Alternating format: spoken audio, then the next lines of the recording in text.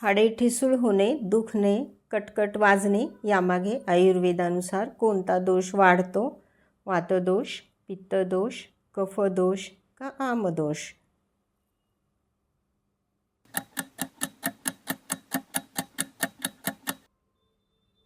बरोबर उत्तर आहे वातदोष वाढतो. मित्रांनो, आयुर्वेदानुसार हाडांचे आरोग्य म्हणजे अस्थिधातूंचे आरोग्य हे वातदोषाशी संबंधित मानले जाते. जेव्हा शरीरात वातदोष वाढतो तेव्हा कोरडेपणा आणि ठिसूळपणा वाढत असतो. त्यामुळं हाडे कमजोर होतात आणि ठिसूळ होतात. पुढचा प्रश्न आहे, आयुर्वेदानुसार महिलांमध्ये हाडं ठिसूळ होण्याचं मुख्य कारण काय आहे?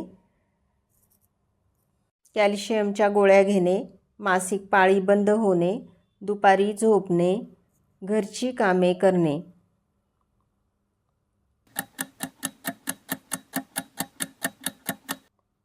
बरोबर उत्तर आहे मासिक पाळी बंद होणे. मासिक पाळी चालू असताना महिलांमध्ये इस्ट्रोजन नावाचं हार्मोन्स असतं. ते हाडं मजबूत ठेवतं. पण 40 ते 50 वर्षानंतर जेव्हा पाळी बंद होते तेव्हा इस्ट्रोजन हार्मोन वेगानं कमी होतं. त्यामुळं हाडांची घनता कमी होते आणि हाडे ठिसूळ होतात. आयुर्वेदानुसार वय जसं वाढेल तसं तसं आपल्या शरीरातील वातदोष वाढत असतो. त्यामुळं हाडातील ओलावा आणि ताकद कमी झाल्यामुळं हाडे ठिसूळ होतात. पुढचा प्रश्न आहे, कोणते फळ हाडे मजबूत करण्यासाठी उपयोगी आहे? केळी, अंजीर, कलिंगड का सफरचंद? बरोबर उत्तर आहे अंजीर. ओल्या अंजिरापेक्षा सुक्या अंजिरामध्ये कॅल्शियम जास्त असतं. 2 सुक्या अंजिरामध्ये अंदाजे 55 मिलीग्राम कॅल्शियम असतं. यामुळं हाडांची घनता वाढण्यास मदत होते. त्यामुळं सांधे आणि हाडे मजबूत होतात. जे लोक दूध किंवा दुधाचे पदार्थ खात नाहीत त्यांच्यासाठी कॅल्शियम मिळवण्याचा अंजीर हा एक उत्तम मार्ग आहे.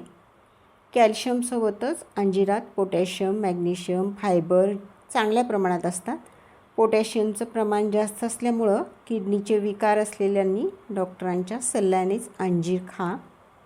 रात्री पाण्यात अंजीर भिजवून सकाळी खाल्ल्यामुळं ते पचायला हलके होतात आणि त्यातील कॅल्शियम आणि मायक्रोन्यूट्रियंट्स शरीरात सहज शोषले जातात.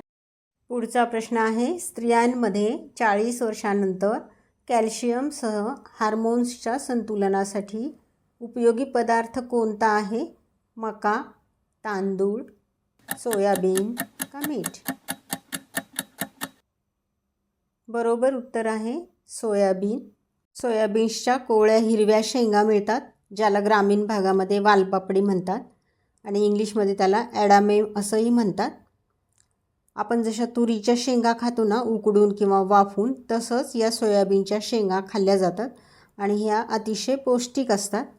शाकाहारी प्रथिनांचा उत्कृष्ट साठा यांच्यामध्ये असतो. याशिवाय फायबर, कॅल्शियम, लोह आणि विविध जीवनसत्वांनी युक्त या शेंगांमध्ये फायटोइस्ट्रोजन्स पण असतात, जे शरीरातील इस्ट्रोजनची कमतरता भरून काढतात. आणि शिजवलेल्या 1 कप सोयाबीनमध्ये 260 मिलीग्राम इतकं कॅल्शियम असतं, जे आपल्या रोजच्या गरजेचा 20% आहे. म्हणून जर तुम्ही रोज 1 कप शिजवलेलं सोयाबीन खाल्लं तर त्यातून तुम्हाला प्रोटीन्स शिवाय इस्ट्रोजन पण मिळेल. त्यामुळं तुम्हाला कॅल्शियम आणि इस्ट्रोजन दोन्ही त्यातून मिळतात. पुढचा प्रश्न आहे, कॅल्शियम भरपूर प्रमाणात असलेलं धान्य कोणतं आहे? मका, बाजरी, नाचणी का तांदूळ?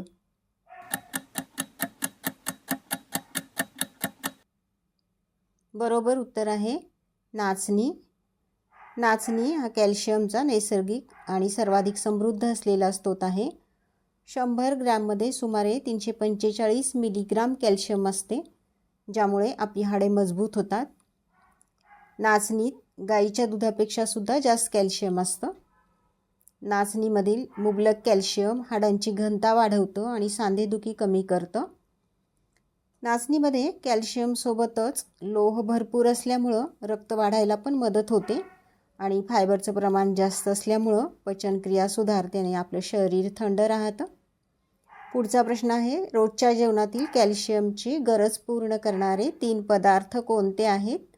मका, दूध, तांदूळ, का नाचणी, मका, बाजरी, का तीळ, नाचणी, दूध, का तीळ, बाजरी, तांदूळ? बरोबर उत्तर आहे तीळ, नाचणी आणि दूध. 100 ग्रॅम तिळामध्ये सुमारे 975 मिलीग्राम कॅल्शियम आढळते. तिळातील कॅल्शियम आणि मॅग्नेशियम हाडे आणि सांधे मजबूत करतात, त्यामुळं हाडांचा ठिसूळपणा आणि झीज टाळण्यास मदत होते. तिळामध्ये मॅग्नेशियम, तांबे, लोह, झिंक, फॉस्फरस हे खनिजे असतात, जे हाडांच्या आरोग्यासाठी आणि शरीराच्या एकूणच कार्यासाठी स्वस्थ राहण्यासाठी आवश्यक आहेत. तीळ भिजवून किंवा हलके भाजून जर खाल्ले तर कॅल्शियम शरीरात सहज शोषले जाते. रोज 1 ते 2 चमचे तीळ खाणं पुरेसं आहे. नाचणीचं पूर्ण पोषण मिळवण्यासाठी ती भाजून, भिजवून, मोड आणून किंवा आंबवून खायला पाहिजे. म्हणजेच बघा, नाचणीची भाकरी, इडली, डोसा, आंबील हे खाणं सर्वात फायदेशीर ठरतं. 1 ग्लास दुधामध्ये सुमारे 300 मिलीग्राम कॅल्शियम असतं. वनस्पतीजन्य पदार्थ उदाहरणार्थ पालक यासारख्याच्या तुलनेमध्ये शरीराला दुधातील कॅल्शियम शोषून घ्यायला सोपं पडतं, कारण त्याच्यामध्ये व्हिटॅमिन डी पण असतं.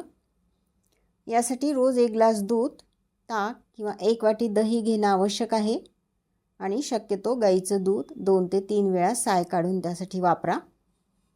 तर मित्रांनो, आज आपण हाडे ठिसूळ होण्याची कारणे, योग्य आहार आणि उपाय आजच्या व्हिडिओमध्ये पाहिला. आणि मित्रांनो, तुम्हाला जर अशाच आरोग्य आणि आयुर्वेदाविषयी आवडीचे व्हिडिओ पाहायचे असतील तर आयुर्वेद चॅनलला सबस्क्राईब करा आणि व्हिडिओला एक लाईक जरूर द्या आणि व्हिडिओ तुमच्या मित्रांना, नातेवाईकांना शेअर करा.